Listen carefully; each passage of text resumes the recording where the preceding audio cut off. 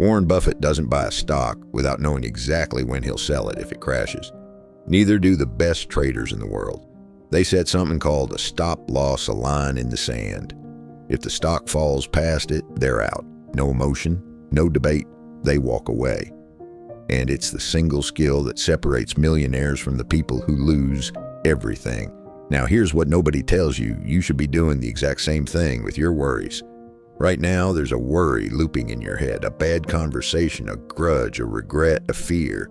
And every minute it runs, it's costing you. Your sleep, your blood pressure, your focus, your years.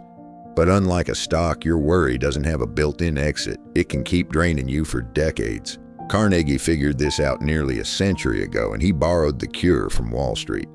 By the end of this video, you'll have a tool powerful minds have used for generations applied to your inner life. Stop thinking of worry as something happening to you.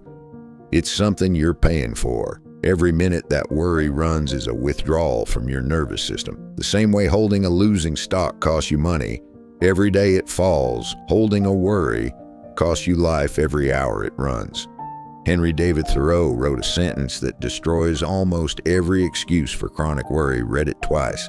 The cost of a thing is the amount of life that must be exchanged for it. Read it twice. That argument with your coworker cost you 3 days of life. That grudge from years ago has cost you years. Was it worth the price? Wall Street has a name for the trader who refuses to set a stop loss broke. They convince themselves the stock will come back. They hold it falls. More they hold again, it falls more eventually. They lose everything. Why? Because once emotion takes over, the brain stops making rational exit decisions. The stop loss has to be set in advance while you're still calm. Same with worry. Once a fear captures you, you won't calmly decide how long to spend on it. You'll rationalize forever. That's why the limit must be decided before the worry hits. Here's the technique. For every active worry in your life, set the price. Argument with your boss. This gets 30 minutes of replay. After that, I'm done. Grudge against a family member, one journal entry, then I move on. Fear about the future, I think it through once, then I stop. Odysseus understood this thousands of years ago. Before sailing past the sirens, he tied himself to the mast because he knew that in the moment he wouldn't resist.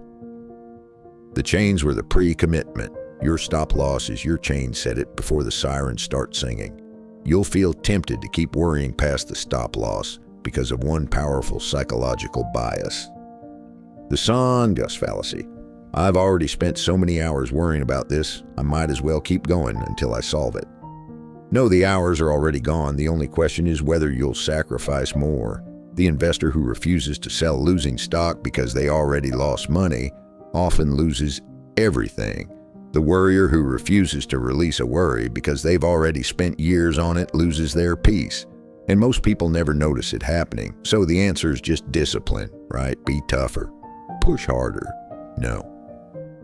That's the lie that keeps people trapped. Discipline alone collapses when emotion spikes. What works is infrastructure. You build systems around yourself that remove the decision from your emotional brain. Set a timer. Write the stop loss in a journal.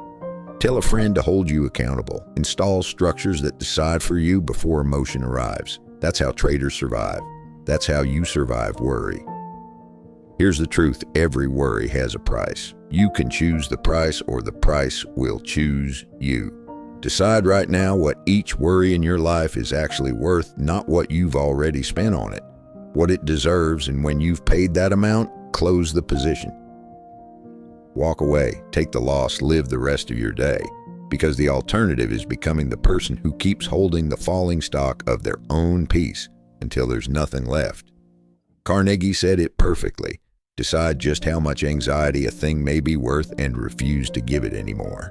Set the line, walk away, that is everything. And the strangest part, most people think endless worry means they care more. It doesn't. It usually means they never chose a limit. The people who protect their peace aren't emotionless.